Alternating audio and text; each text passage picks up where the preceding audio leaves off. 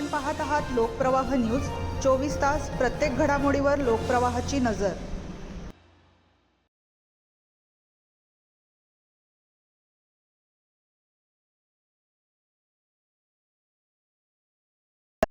लग्नाचे आमिष दाखवत स्मशानभूमीत पूजा केल्यास संबंधित तरुण लग्नास तयार होईल असे सांगून एका महिलेची तब्बल 77,000 रुपयांची फसवणूक केल्याचा धक्कादायक प्रकार नाशिकमध्ये समोर आला आहे।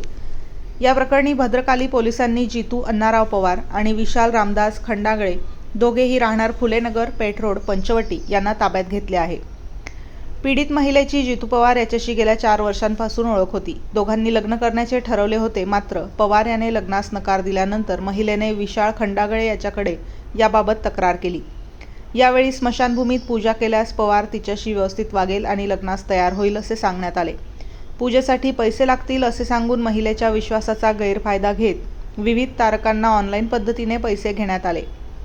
20 फेब्रुवारीला 10,000, 6 मार्चला 20,000, 30 मार्चला 5,000, 3 एप्रिलला 10,000, 13 मे रोजी 13,000 तर 14 मे रोजी 1900 आणि 17,100 रुपये अशा प्रकारे एकूण सुमारे 77,000 रुपये उकळण्यात आले।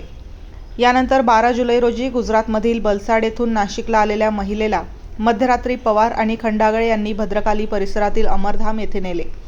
तेथे खंडागळे याने लोखंडी जाळीवर लिंबू ठेवून त्यावर हळद कुंकू लावले, तसेच लाह्या टाकून मंत्रोच्चार केले आणि महिलेच्या अंगावरून लिंबू उतरवल्याचे तक्रारीत नमूद करण्यात आले आहे। मात्र पूजा केल्यानंतरही पवार लग्नास तयार झाला नाही। त्यानंतर आणखी पूजा करावी लागेल आणि पवारला हळद लावावी लागेल असे सांगून पुन्हा पैशांची मागणी करण्यात आली। त्यामुळे आपली फसवणूक होत असल्याचे महिलेच्या लक्षात आले। त्यानंतर महिलेने अंधश्रद्धा निर्मूलन समितीशी संपर्क साधला। समितीच्या पदाधिकाऱ्यांनी पोलिसांना माहिती दिल्यानंतर महिलेच्या तक्रारीवरून भद्रकाली पोलिसांनी शुक्रवार 21 ऑगस्ट रोजी रात्री उशिरा दोघांविरुद्ध गुन्हा दाखल करून त्यांना ताब्यात घेतले। या प्रकरणाचा पुढील तपास भद्रकाली पोलीस करत आहेत।